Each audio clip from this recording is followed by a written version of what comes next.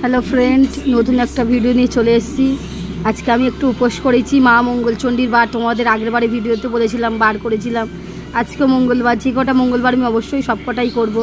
তা আজকের বরমশাই দিয়ে রান্না করে দিয়েছি মাছের ঝোল ভাত। তা আমি কি করে খাবো? তা ঘরে একটু সবজি ছিল, ভাবলাম একটু ময়দা অল্প ছিল, ময়দা হোক আটা হোক, তোমরা সব কিছু যে কোনো কিছু থাকলে যা থাকবে মেয়েকে করতে পারো।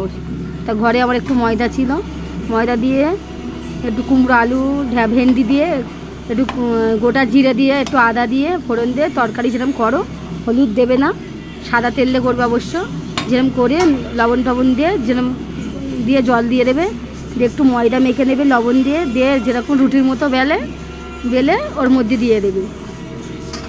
আমি একটু ওই কী করবো, আজকে আমি লুচি পাউরোটা খেতে পারি না, আমি একদম তেলের জিনিস খুব কমই খাই, না খাওয়ার মতো।